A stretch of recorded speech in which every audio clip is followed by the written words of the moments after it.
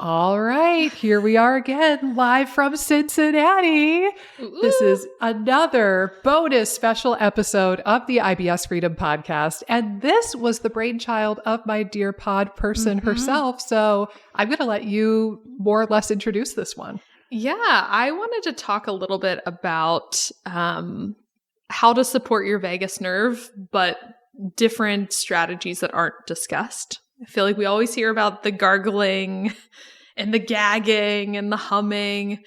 And again, like if you want to do those things, more power to you. But I think that there's some fundamental vagus nerve support that isn't discussed or talked about very often. So I wanted to just do a little bit of an episode on that. I think it's a really helpful topic to sort of view how you can support your vagus nerve in a more like holistic way, maybe. More practical way. Yeah, more practical way. Yeah. And like long-term too. Are you going to like gag and gargle forever, you know? Well, and that's always been the weird thing. Like when I've seen the functional neurology and functional medicine people bring that up as an option, in my mind, I'm like, so yeah, are you going to do this all day, every day? And like for the rest of your life? That seems really impractical and undesirable. And also, I'm sorry, you're not here listening to this podcast because you have a gargling deficiency. And I'm sure human beings the world over have functioned just fine without gargling. Like it's that difference between, yes, the neurological pathways make some sense. Like there is scientific validity in the sense that you are using the vagus nerve to gargle. But also, does that mean that that's going to get you like good gut health? Because really, maybe we should start this episode with why would any of our listeners care about the vagus nerve? Like, what does the vagus nerve do and why does it matter in the world of the IBS Freedom Podcast? Yeah. I mean, I would sort of view the vagus nerve as the bridge between the gut and the brain.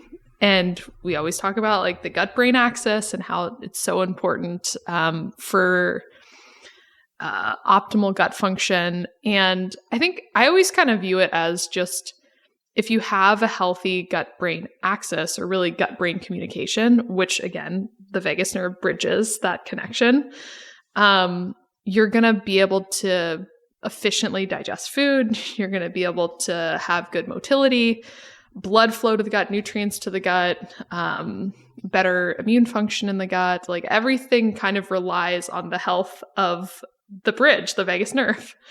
And you know, things like IBS tend to be more associated with low vagal tone. So like a weaker vagal tone, think of a muscle, like muscle tone. Similarly, like if the vagus nerve is not necessarily being utilized often, it's going to become weaker. But you have a lot of like different studies coming out. There's like dysautonomia with IBS, which again is just like dysfunction in your autonomic nervous system. Of which the vagus nerve is part of that. Like the autonomic nervous system is this bigger umbrella. And then underneath that, the vagus nerve is one piece of that. Right. Yeah. So I think it comes down to the vagus nerve really controls that rest and digest response. And you want to be doing things that are going to nourish that nerve so that you can more often live in rest and digest. I don't think that that is to say that like you could never go in fight or flight, because we should be happy we have a fight or flight response. But if you're living in fight or flight and not in rest and digest, if you have low vagal tone, that's where a lot of the trouble lies with our patients, is that they're probably living more in this fight or flight state and not in the rest and digest state, or kind of having that healthy, robust vagal tone. Well, and it's flipped, right? It's like, it's probably a ratio of like 95-5, right? And like ideally we should be in a calm, connected, rest and digest kind of state 95-ish% of the time.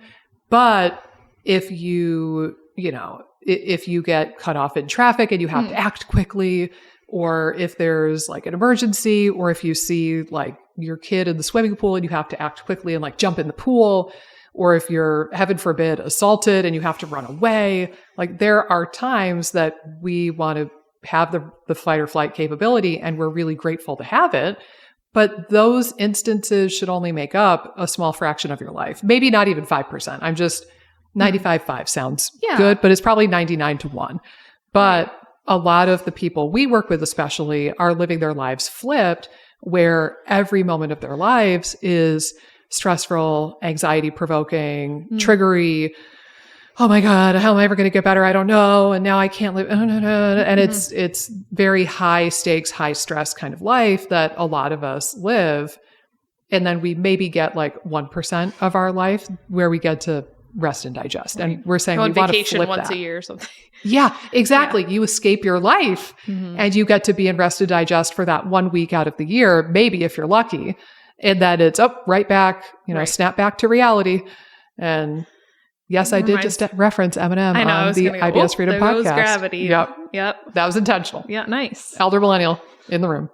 Nice. Yeah, I agree. I think,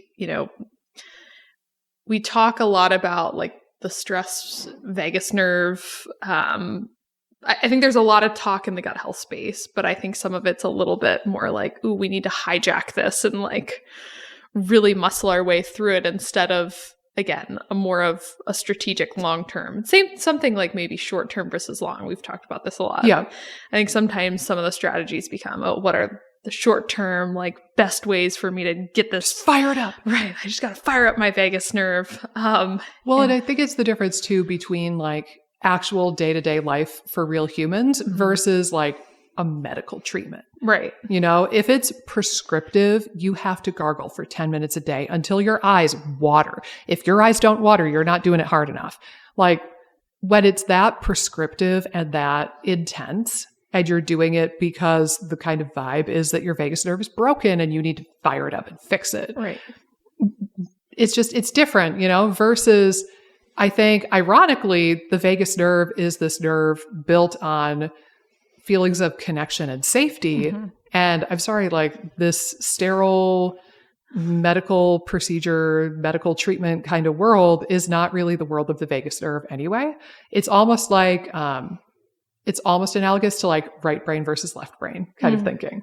Like the left brain is analytical and loves spreadsheets and data. Right. And the right brain is all like abstract and colors and beauty and connection and warm fuzzy feelings. And it's like the two just don't go together, but that's why we have both a right and a left brain. We get the best of both worlds and we get to blend them together to create our reality that has a bit of both. But I feel like it's almost like the vagus nerve stimulation that we hear a lot of is almost like living in that very regimented, sterile kind of left brain world, which is not surprising because it tends to come from very academic, smart people. But we need a little bit more of the right brain in this conversation. Yeah. And I'll confess too, I feel like back in the day, I used to be like, you should be gargling. Like I used to be a little bit more, I would recommend gargling and things like, gargling, gagging. And I think it's funny because it was never something that people stuck with because it was just so miserable and they didn't want to do it. Yeah. And there were a few people. And again, if you want to add that, I think in terms of, you want to have the foundations of vagal support, if that makes sense. So you want your foundations to be strong. If you wanted to add that in as like an extra thing you did, like by all means, do it. But I think the opposite typically happens where it's like, oh, I'm going to strong arm this vagus nerve back to where I want it to be and not really have a long-term plan in place or change my lifestyle so that I'm really building up my vagal tone on a consistent, regular basis. Well, and we talked about this briefly in our last episode where I said the reality is that I didn't say this last time, but I'm going to add to it. We're all kind of spoiled brats. Yeah. And we want to have our cake and eat it too. We want to keep our current, oftentimes kind of shitty lifestyle and nutrition habits and relationships, but we want to feel great while living our crappy life. Right. And it's like, no, maybe your life as it is right now is not conducive to you feeling good. And maybe like those two things just are never going to line up well. And you need to change something really fundamental about your life, like your eating habits, your relationships, your stressors, your mental health. And that's the only way forward if you do want to feel better. But yeah, it's almost like, again, my brain is striving for another metaphor or analogy here because that's what I like to explain with. But it's almost like if if you had this goal that you want to be dry, but you lived in the ocean. Right. And it's like, but maybe those two things, maybe your current life and your goal don't align and they're never going to align. Maybe the answer to achieve your goal is to get up on dry land and live your life on land. It's sort of like that, I think, for some people. Yeah, for sure.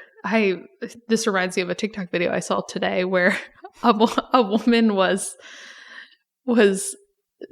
tasked with determining how you know when there's gators in the water in Louisiana or whatever. And she goes up to the water and she goes, well, if the water feels wet, there's gators in the water. And I was dying because it was like this whole drawn out thing where she's like going to touch the water. You're on the edge of the seat like, oh, right. What's the criteria? I know. It's just if it feels wet. But yeah, I think that's a great metaphor because it's like, oh no, there needs to be some fundamental shift. There's no necessarily magic bullet with any, strategies for IBS or SIBO. And, getting out of that mindset's tricky, but it's crucial.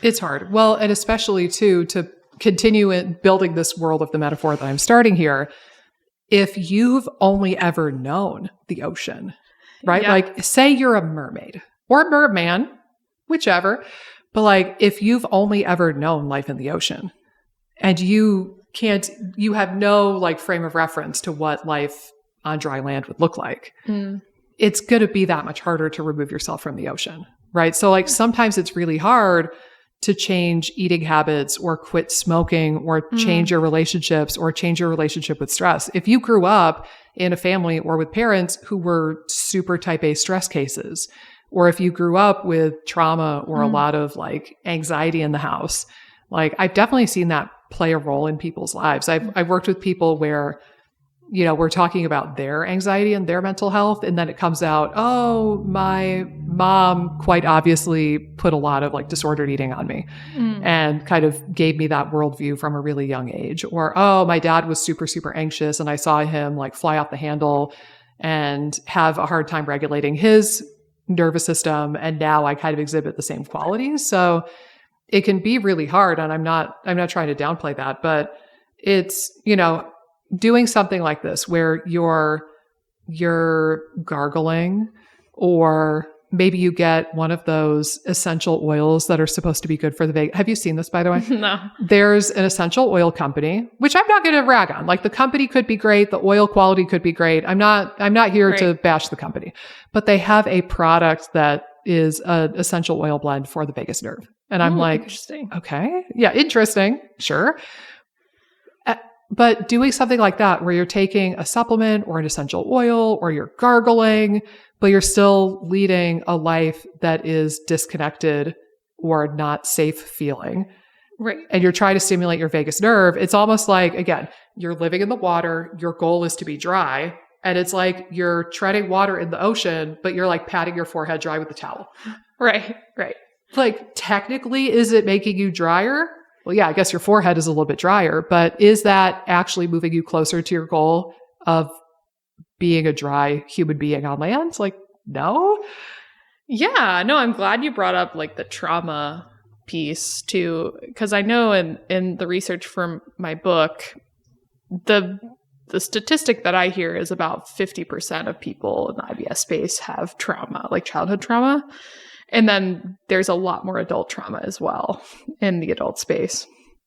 And again, in individuals like that, it's like their nervous system has been wired for years and years and years to be, again, slated to be more fight or flighty.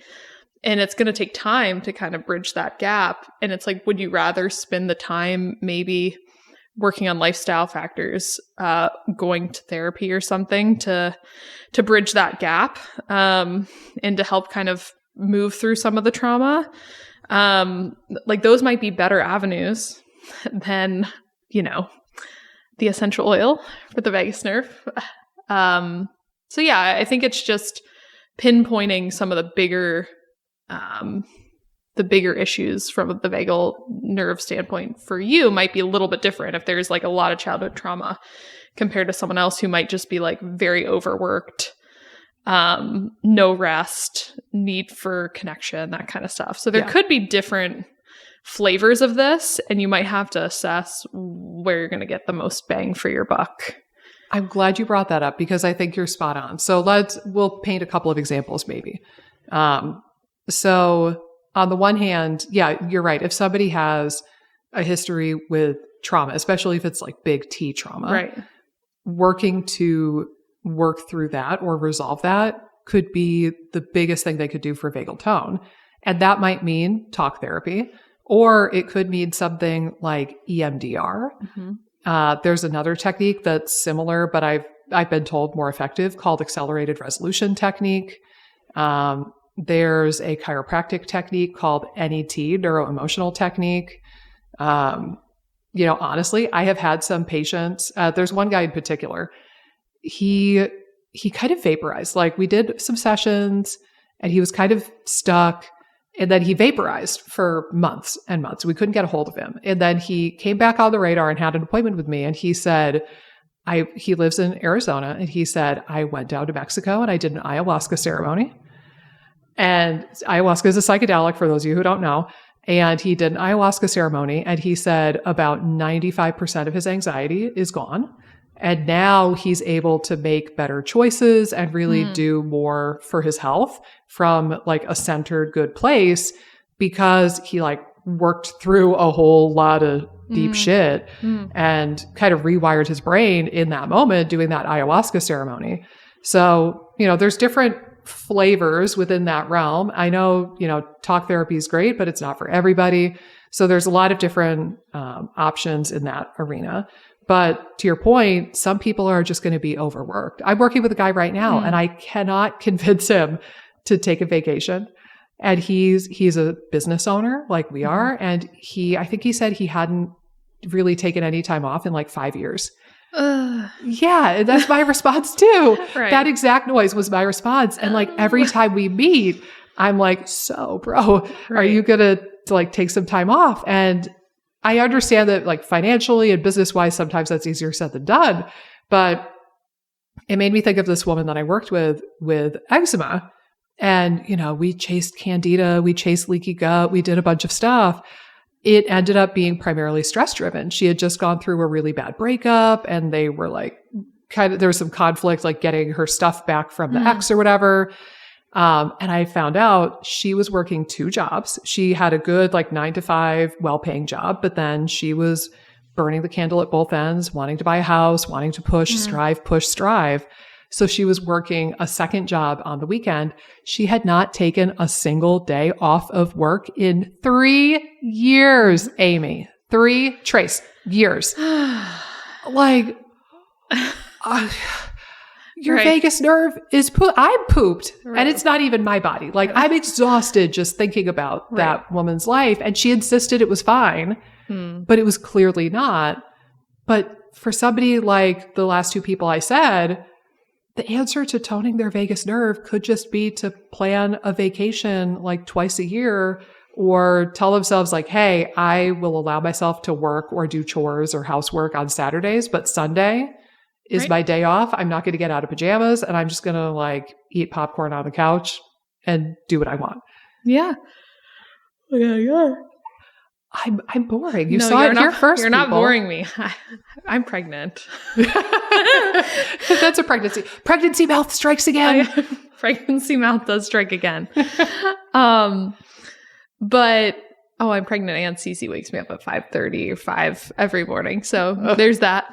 But yeah, I think that there's this aspect of, again, the all work, no play type mentality that comes in our modern world. But I think there has to be some degree of play or rest or whatever you kind of need to recharge.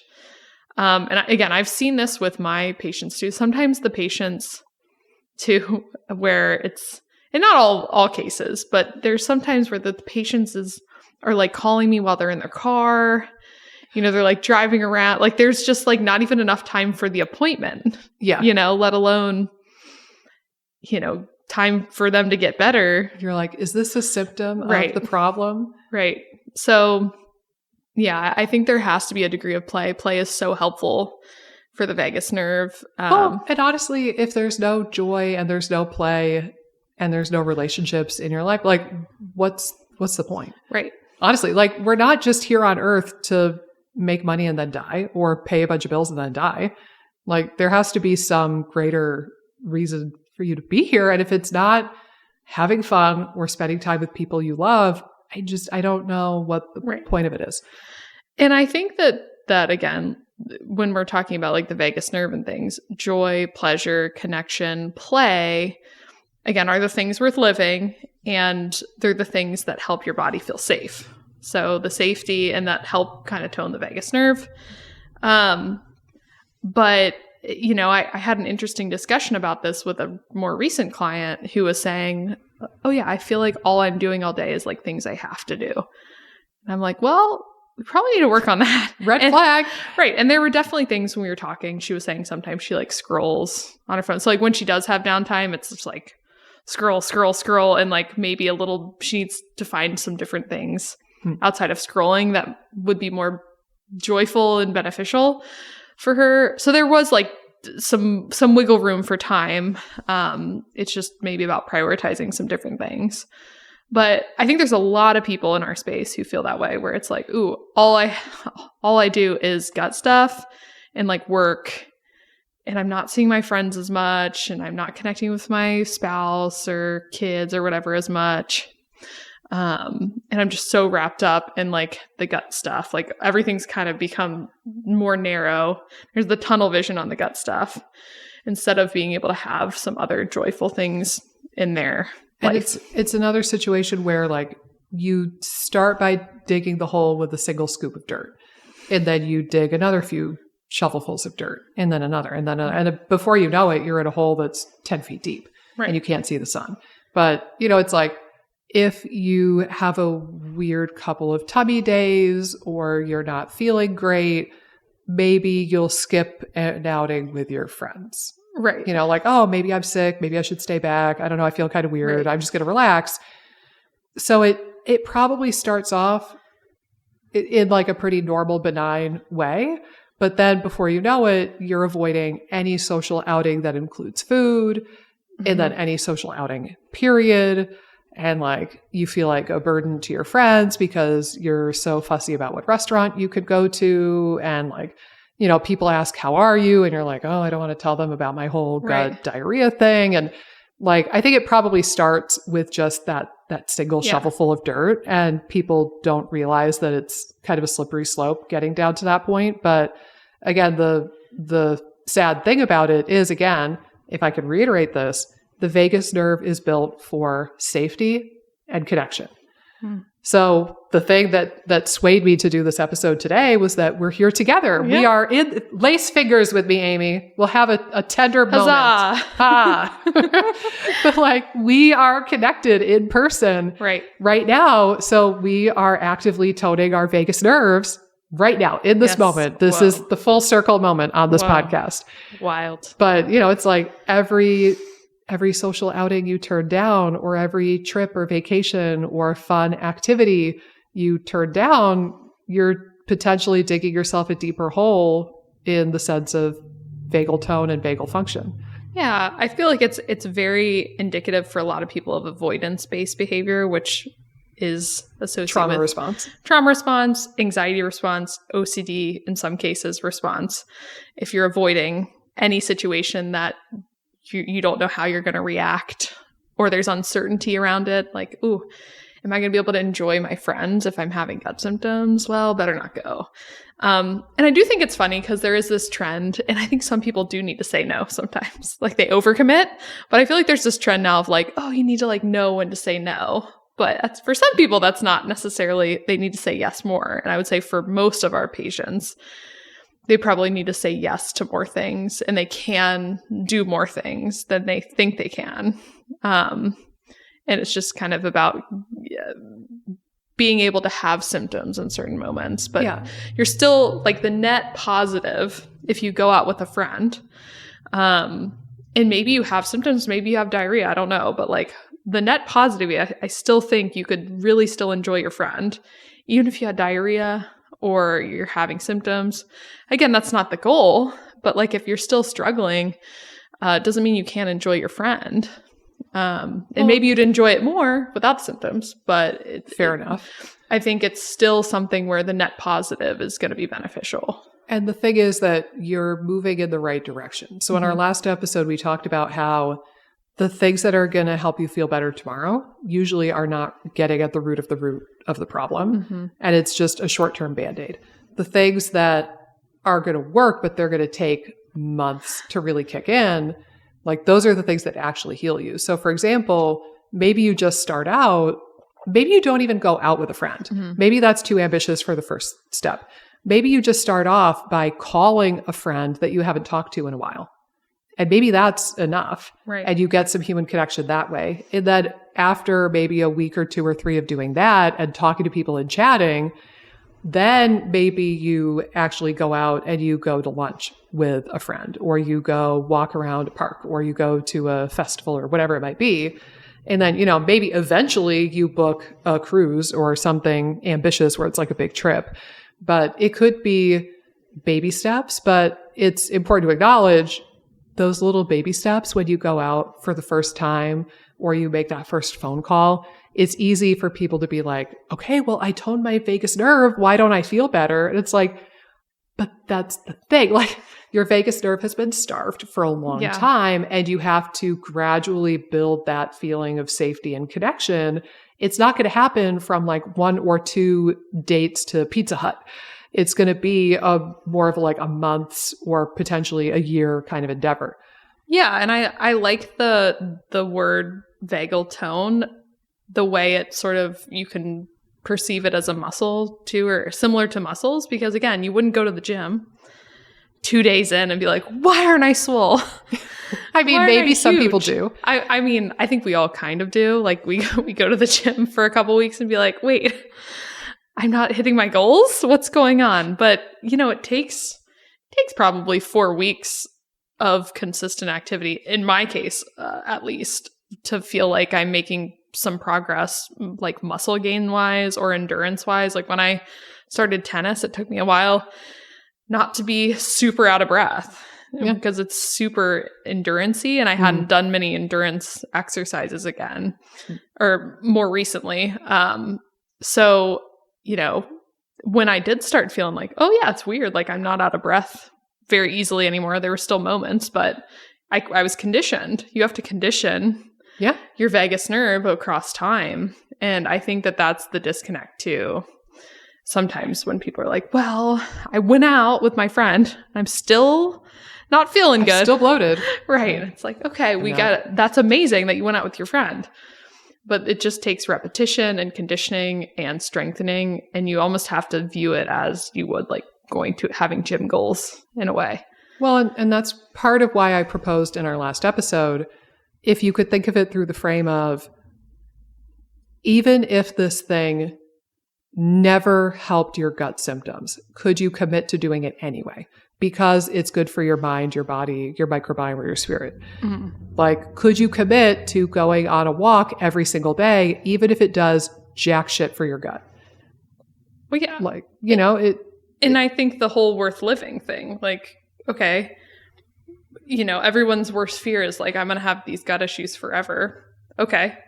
Why don't you lean into that mindset for just a second and say like, okay, well, if I'm going to, this is the screw it attitude that I reached. I might as well. Right. I might as well go live my life and just kind of let the chips fall where they may. And that was kind of what worked for me to a degree, where it's like, well, I'm going to just accept that I'm going to have this degree of symptoms and move on from there and not overthink it too much and still pursue some health promotive things, but not really address it from the mindset of, oh, I need to fix my XYZ gut. Yeah. But yeah, I just, it's tricky to kind of get out of that mindset of, oh, I want to see results right away. But this is certainly one of those things where you're not. Yeah. Well, and you're rewiring your brain, really rewiring your brain and your nerves. And that's the cool thing about the brain is that it can change, and they call it plastic in the neurology world. It's plastic, it's moldable, it's bendable. You can form new pathways. And that's the cool thing. The thing is, it's not going to be an overnight phenomenon. Mm-hmm. So, I get another, what's the tally for the metaphors and analogies at now? Gazillion Here's another one. So you could think of neuroplasticity this way. You are in a field, and you come to a field, and you want to get to the beach at the other side of the field. And you see two paths going to where you want to go. There's one where the grass is really like perfectly stomped down, totally flattened. Somebody went through and like bushwhacked and cut down all of the weeds, all of the flowers. And it is a really clear, nice, wide path to get to the beach. And there's another path where you could tell like one person walked that way one time a while ago. Yeah. Like there's a couple of twigs and pieces of grass that are broken, but really it's a whisper of a pathway. It's the faint illusion of a pathway by comparison. I like this imagery. Okay. Yes. Which of those two pathways are you going to choose? 99.9% of the time, you're going to choose the well-forged path that's familiar. It looks safe. You've seen it a million times. It's well built out, and it's perfect. It's waiting there to be used. But now, twist, you ready? Plot twist. What if the well-forged pathway is super stupid and it's like winding and it's like 3 extra miles to get to the same destination? And what if the kind of crappy pathway, the whisper of a pathway, is super direct to the point and it gets you to the beach right away? Now it feels a little bit silly to use that well-forged, beautiful pathway because you're going to expend all this extra time and effort getting to where you want to go. And so it's like, at some point, it's going to be worth working on that other pathway, right? Like the more times you use it, you're going to stomp down the grass, you're going to bend the twigs, you're going to scare away the snakes and the spiders and whatever was living there. And eventually you can pat down that other pathway to look just as beautiful, just as wide, just as lovely as the original. But now it's a better pathway because it's getting you to the point that you want to be at much quicker and more efficiently. And so I feel like this is what happened, coming to the point here, Amy, is with neuroplasticity, it's like your brain left to its own devices is going to choose the beautiful, well-forged pathway 100% of the time. Right. Neuroplasticity, how I see it in this context, is that we come to the fork in the road and we are consciously choosing to take the less beautiful pathway, knowing that we can strengthen it, we can make it beautiful, and knowing that that is actually the correct pathway to take for the destination we want to reach. Right. I love it. But it's going to take time. Yeah. And I think too, it might be helpful to list some additional examples of some things to think about, what ideas of what people can do. I know we talked about like work-life balance. Yep. We talked about trauma. I think like just generally like hugging more or like physical touch is another one that you could work on. Doesn't have to be like a spouse either. I think sometimes people are like, well, I can't do that. And it's like, well, you could hug your friends more. Okay, we're both girls, right? What about braiding like a girlfriend's hair? There's nothing better on planet Earth than having somebody like braiding your hair and futzing with your hair. Yeah. Yeah, like that's not romantic at all. You're just practicing your braiding skills or whatever, but that's a good example. For sure. I think physical touch can be a great one. It's not the only one, but again, like it's a lever you could pull that I think really creates the sense of safety and connection. I think just, again, connecting, we've been talking about, so like how often are you seeing friends? How often are you seeing family? Like these are questions to maybe ask yourself. Can I derail you for a quick sec? Yeah. So on that topic, we had, and I think I might have given you an update on these guys recently, but we had this husband and wife pair that was going through FODMAP Freedom 2 groups ago. And we've been keeping in touch because we generally like do email support and answer questions for a year with people once they go through the program. So we've been keeping an eye on them. And to be really honest, and I told them this, so I think it's okay to say here, they weren't getting it. Like they went through all of the modules, all the videos, all the Q&As, and they were still really obsessing over like Klebsiella and Candida and antivinculin antibodies and like the labels, the diagnoses, the pathology. They were really obsessing about that and hooked into that. And like, there's something wrong. And here's the exact place where she has her bloating. And Stephanie, my nutritionist who works for me, and I kept trying to coach them about like, but that doesn't freaking matter, man. Like you got to get back to like, what are you doing for stress? What are you doing for sleep? What does her nutrition look like? Like they trying to get it back to the basics. And like every attempt, it was landing on deaf ears. And we were really like this close to tearing our hair out, both of us trying to coach these folks. And they came to Stephanie's flock call last week. Okay. And they were like, and she thought, oh gosh, here we go again. Right. And she said they came on and they said, oh my God, she had a whole week with zero bloating. Whoa. She's feeling fantastic. And one of the big things, she made friends. She made friends and she's going out and spending time with friends now. And that has been tremendous for her mental health. And like, they're going to be like kind of on a quasi vacation of sorts out in the mountains soon. But we were like, sweet Jesus, hallelujah. They finally got it. Right. They finally are doing something for this woman's stress and it's working. Thank God it worked in such a short span of time. But thankfully they were coming on and they were like, we're so grateful that we did the program and for your coaching and your support. And we're just in disbelief because we never thought we would get through to them. But yeah, literally just making friends and hanging out with the new friends a handful of times and planning a trip to the mountains. And this woman had a whole week with zero bloat, and that has not happened in 2 years. This was the first time she's been bloat-free in like 2 years. So are you saying it wasn't the antivinculin antibodies or well, the she's doomed. No, okay. No, but that's the vibe, right? They would come in and they'd be like, oh my God, she's doomed because of the antivinculin thing. And I was like, it's not as crazy, scary as you think it is. Like, I know that Dr. Pimentel talks about it. I know I have some videos about it on YouTube, but like, I don't care what your diagnosis is. You could have antivinculin antibodies. You could have candida growing out your ear holes. Right. You could have a tumor. It doesn't matter. You still need vagal tone. Right. You still need sleep. You still need vitamin B2. Like it's all the same crap. 95% of it is. Well, it kind of cracks me up too, just because like antivinculin antibodies is such a new thing. Like that still really needs to probably be like sussed out more and more over time. Whereas like, oh, the stress vagus nerve kind of connection is pretty well established. So yeah, I think that sometimes it's like, oh, the shiny ball. What's the shiny ball that could be?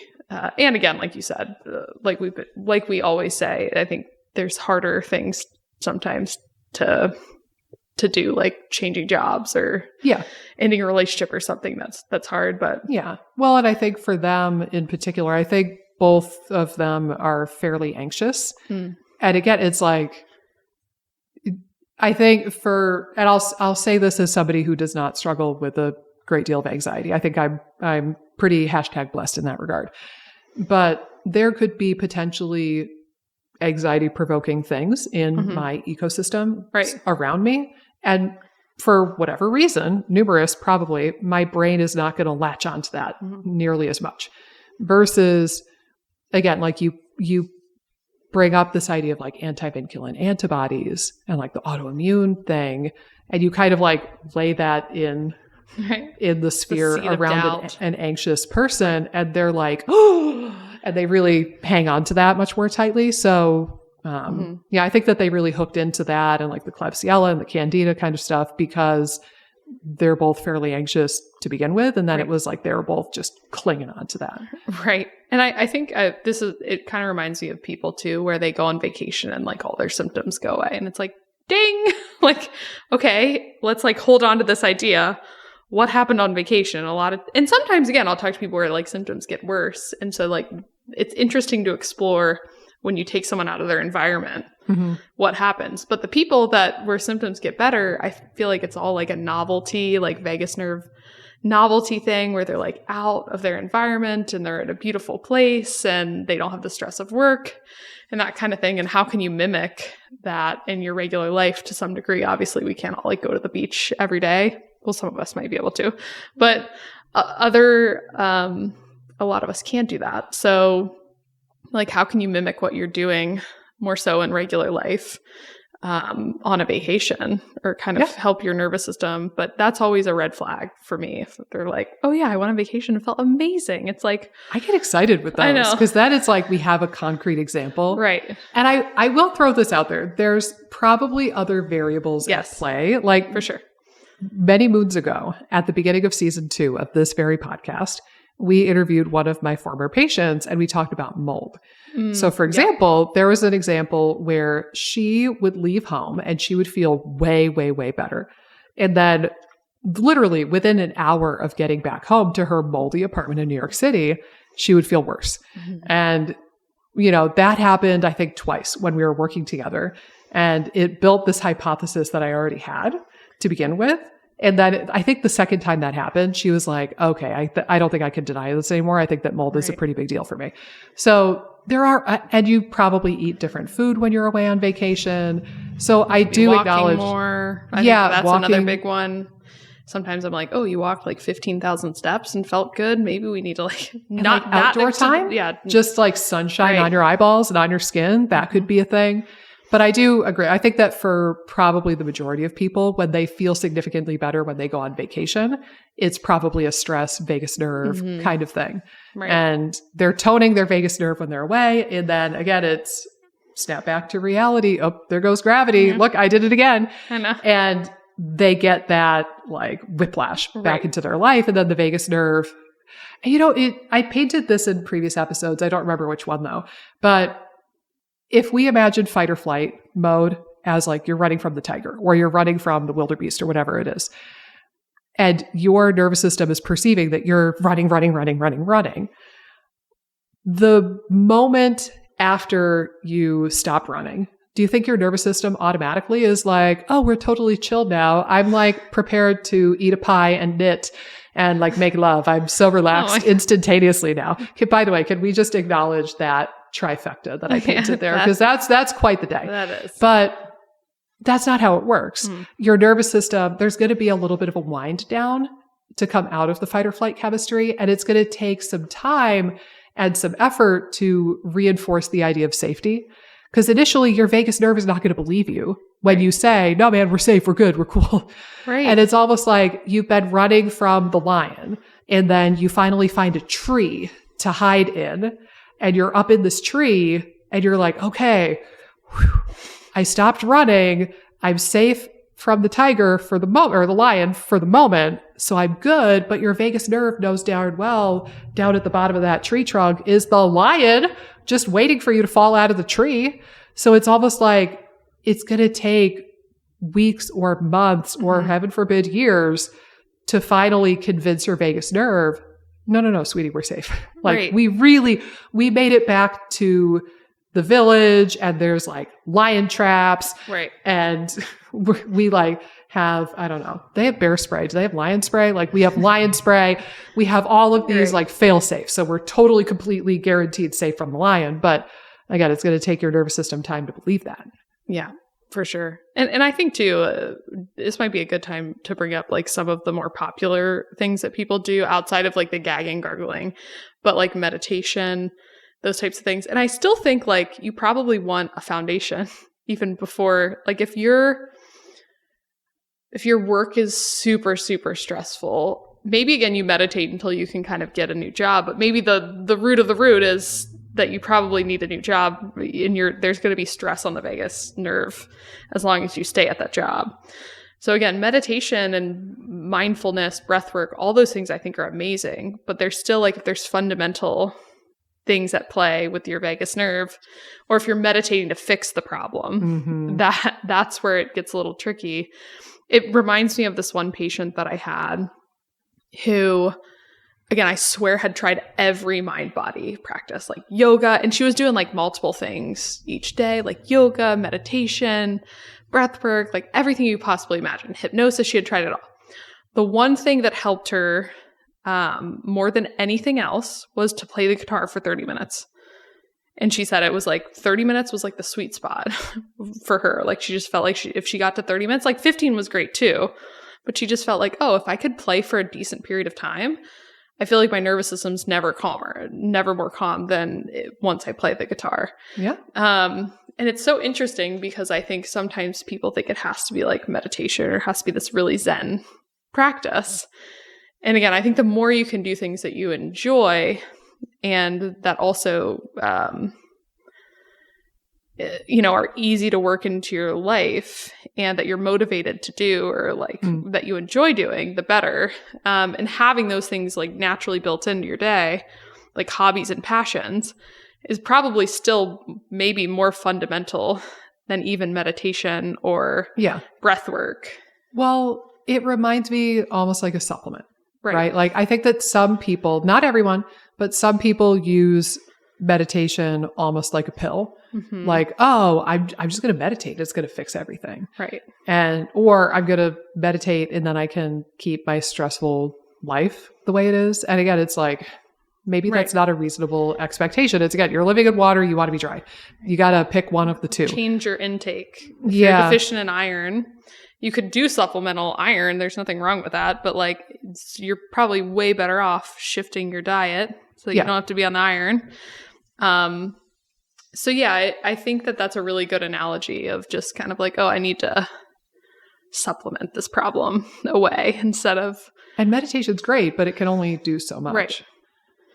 And I've seen people recently, if I can pause this here for another second too, and I shared her story in a podcast episode not that long ago. Well, this season.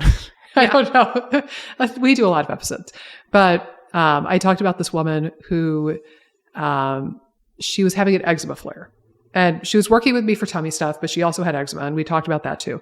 And so she came and she was all like freaked out, thinking about histamine and leaky gut. And do I need to test? And I need to restrict my diet. And I asked her how her stress was. And her immediate knee-jerk reaction was, well, I meditate every day. Oh, gosh. Whoa. Yeah. Okay, cool. Glad you do. But also tell me about your life. Right. And I think my actual question was like, how's your day-to-day stress or how's your stress these days? And that was her knee-jerk response. I was like, you didn't answer the question. Right. You told me that you meditate, which is great, but also like, how's your stress level? Right. Answer the damn question. And it turned out she was under a tremendous amount of stress. Right. But she happened to feel really good on a day that she didn't even go for a walk. She went on a short walk, found a bench, and she sat on her ass in the woods, just like looking at the forest for 30 minutes. And then she went back to her house. I was like, okay. What a forest bathing action. Yeah. And that you got all zen, like you weren't meditating per se, but you got to relax. You got to get away from your house with young children and the chaos, the pandemonium therein. Like, that's great. But it was interesting, her response, well, I meditate every day. It's like, cool. And similarly, I have a woman that I'm working with right now, and it's been a tough go because she's one of those that she thinks she's doing all the right things. And I put that in air quotes for those of you not on YouTube right now. She says she's doing all the right things. By the way, she's not. But by that, she's trying to do some yoga and she tries to meditate most days. But we got into a big conversation a couple weeks ago about resentment. And I had to step really carefully. Right. But I brought up, I was like, hey, something that you wrote on your clarity worksheet, and also what you just said verbally right then, I don't know, maybe I sense a little bit, maybe, of resentment. Right. And she actually confirmed. She was like, oh, no, it's not a little bit of resentment. I'm very resentful. I'm like, okay. Yeah. Let's talk about that. And we ended up talking a lot about like vagal tone, and I recommended ART, and I'm hoping that she does an appointment for that soon. I kind of doubt it, honestly, because I'm having a hard time getting through to this one. But it's like, you're trying to do things for your vagus nerve, meditation, yoga, and she's trying to take supplements and do whatever. But it's like you're trying to tone your vagus nerve, but you took a poison. Right. And like, first you need to stop drinking the poison, which in this case is resentment. And you need to like reconcile that somehow. I don't know. I'm not your therapist, man, but you need to do something for that. Right. And get the toxin out of your body and at least get your nervous system to a state of neutral before something like meditation or yoga is really going to have a time to tone your vagus nerve. Right. Yeah, totally. And I think that it's good I always like when people become self-aware that they know this is a problem. Sometimes, again, they're still not wanting to do the intervention, but at least they know that that's at play for them. Baby steps. Yes, baby steps. Was it G.I. Joe? Like, awareness is the first. I don't know. I never watched G.I. Joe, but I'm enough of a elder millennial that I get the reference. It's something like knowing is half the battle. Okay, yeah.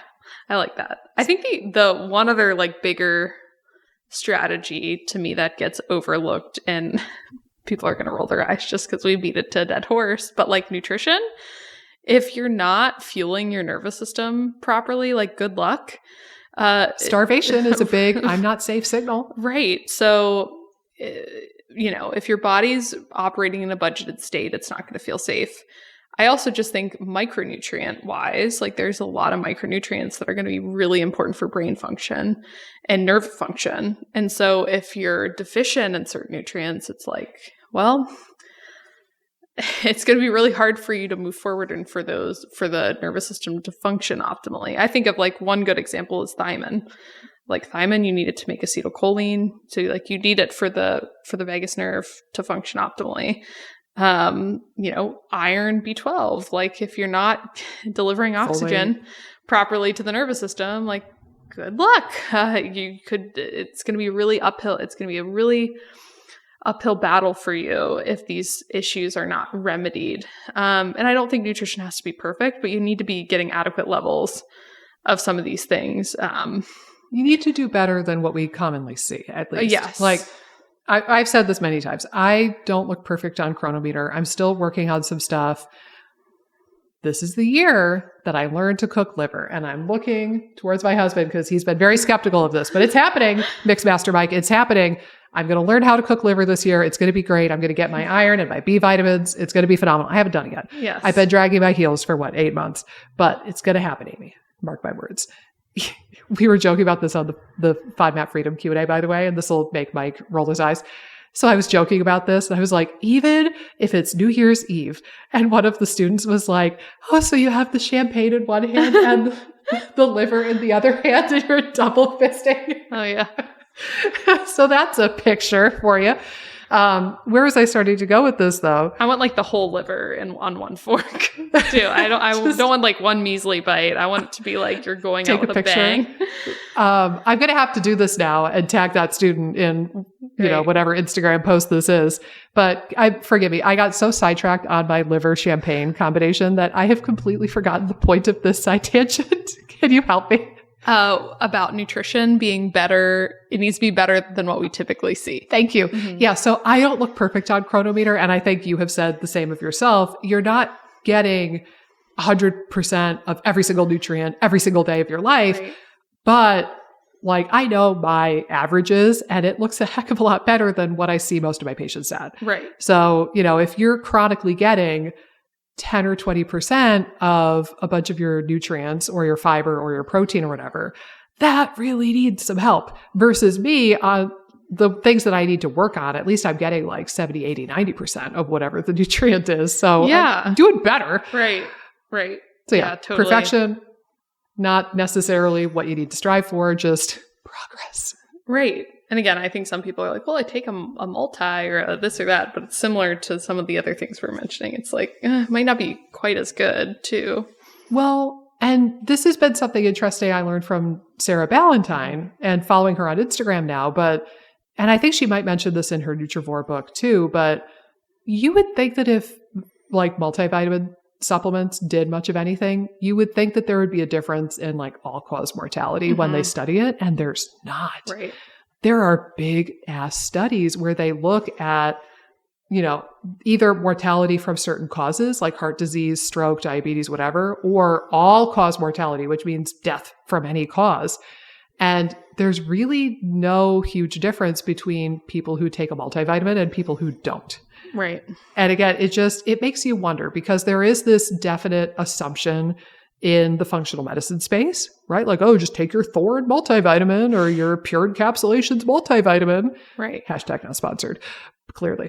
But, it's like, oh, you just need to take your special practitioner formulated whatever. Mhm. And similarly, you see on like Facebook groups and Instagram groups, and it's like, oh, you can do your shitty diet and you could restrict it. You could do AIP, low histamine, low FODMAP. That's totally fine to combine those. Just take a multivitamin and be done with it. And I'm like, I don't know, man. Yeah. I don't know if that's the same. I know.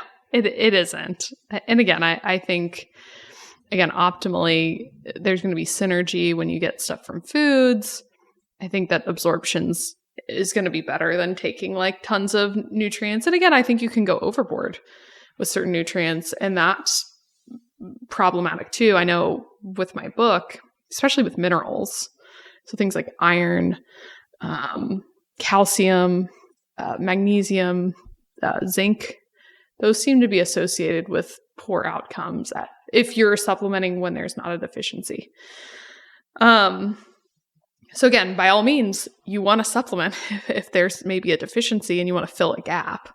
But it's not a substitute. Right. And again, I see a lot of people just adding certain nutrients in like willy-nilly, and that's probably not the best strategy, especially long-term. You're much better off trying to figure out what micros are your biggest need and trying to work on getting more of those into your diet. Yeah. Yeah, more targeted, tailored approach instead of the kitchen sink kind of approach. Mm-hmm. And here's something too, like this kind of goes back to the idea of humans having a huge ego.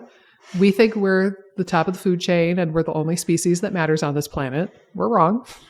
We're part of the ecosystem. We're animals just like any other animal. But we're so egotistical that we think we know everything about nutrition or everything about the microbiome. Right. And meanwhile, I'm 100% positive that there are molecules and chemicals in our food that we have yet to identify or name or study thoroughly. Right. And so, okay, you're taking a pill with these molecules that we have deemed to be important, right? Thiamine, biotin, riboflavin, whatever. Who's to say they're not going to discover a new vitamin in a few years, or a new polyphenol that's like the most perfect polyphenol ever? You're going to get a lot more stuff out of the food. Mm-hmm. And again, to your point, it's probably going to help with absorption, and there's like synergy and stuff. And you just don't get that with pills. Right. Oops. I dropped this little thing off here. Never a dull moment. I know. Truly. Right. But yeah, you could take a vitamin or a supplement by all means, but just don't think that it's a substitute. Right. And then again, people are wondering why they're stuck, and it kind of makes sense usually. Yeah, for sure. I'll throw out another nutrition thing, a dietitian of mine. Blood sugar. Oh yeah. Blood sugar is huge for the nervous system. I mean, they call Alzheimer's type 3 diabetes now for a reason. Like blood sugar really, bad blood sugar handling freaks out your nervous system, and your nerves have a very hard time doing their job. But there was one study, I forget what year it was, but I believe I sent it to you, but there was a study where they did, I think it was an MRI or maybe it was a CT, and they looked at the girth, like the thickness of the vagus nerve, and they compared diabetic versus healthy, normal people. And the diabetic people had half of the vagus nerve thickness or girth than the normal healthy people did. It's insane. Whoa. Like here we are thinking about the function of the nerve and the connectivity of the nerve, assuming that it has structural integrity. Right. Like we're worried about function, but holy crap, you might have half of the vagus nerve that your body needs if your blood sugar is gone to shit. Yeah. And that's another good example. If you have somebody who's had bad blood sugar potentially for years, if not decades, and then they start to eat healthier, and then it's like 2 weeks later, they're like, well, I still have diarrhea. It's like, yeah, you dug yourself a hell of a hole. You're halfway to China, man. Yeah. Like it might take a long time to put the dirt back in that hole and get you back above ground. Right. But again, could you dedicate yourself to like optimizing blood sugar and eating healthy, even if you know for a fact that it's going to do nothing for your gut? Like, can you commit to doing it anyway? Right. And just have some faith in the process and know that you're doing a good thing for yourself or a good thing for your vagus nerve. Right. And you'll just feel so much better. I feel like the people that have a lot of blood sugar anomalies just feel tired, kind of on an energy roller coaster most days, where kind of up and down, and they can be more irritable and like moody. I know, like with me, I tend to be more of a low blood sugar lady if my blood sugar is going to be off. I think it's just like miserable if your blood sugar is all over the place too. So it's not even just gut stuff. It's like, you'll feel way better. Foggy, right. No energy. Mm-hmm. Yeah. Yeah, I agree. But yeah, blood sugar, that's pretty foundational. I mean, also your nervous system needs blood flow. So if you've ever met somebody who's had anemia a day in their life, they're going to say that they're exhausted, aka fatigue, and they're brain fogged, and like they're kind of depressed and kind of dragging. Yeah.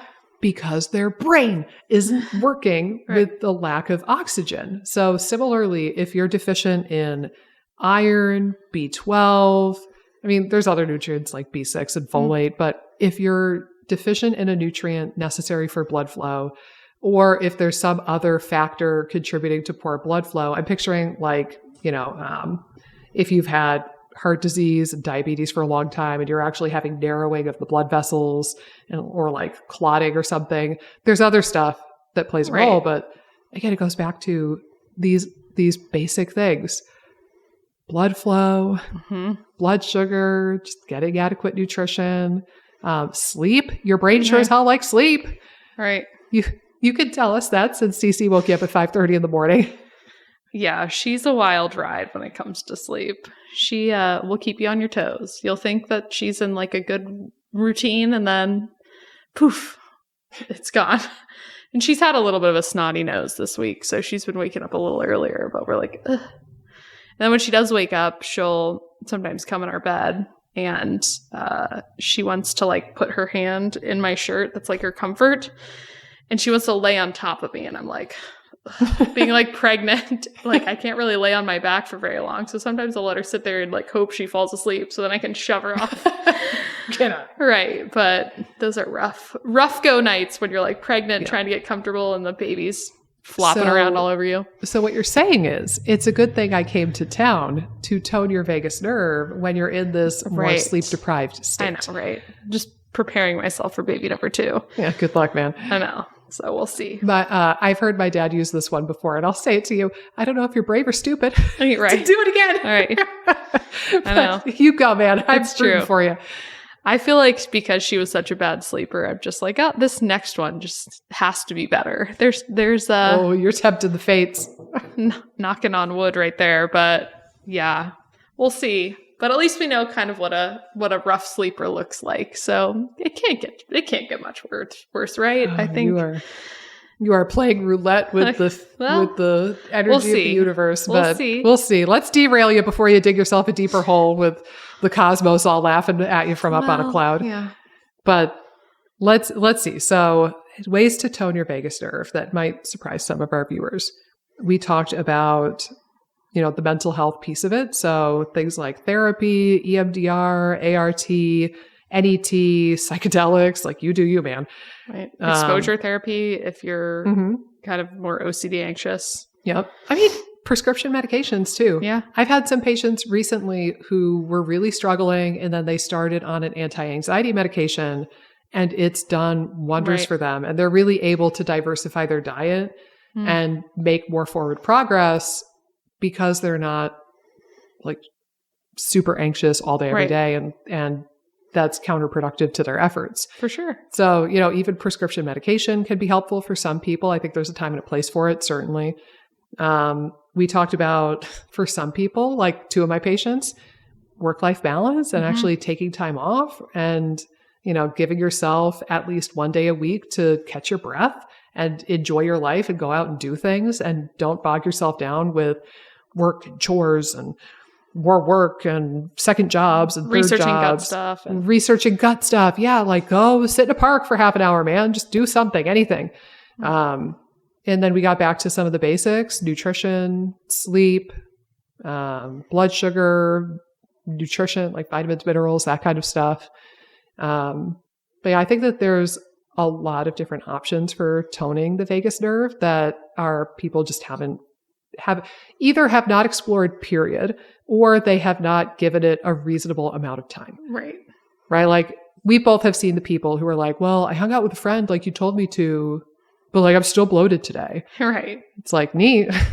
That was not up the dose. Right. Like, you got to keep going.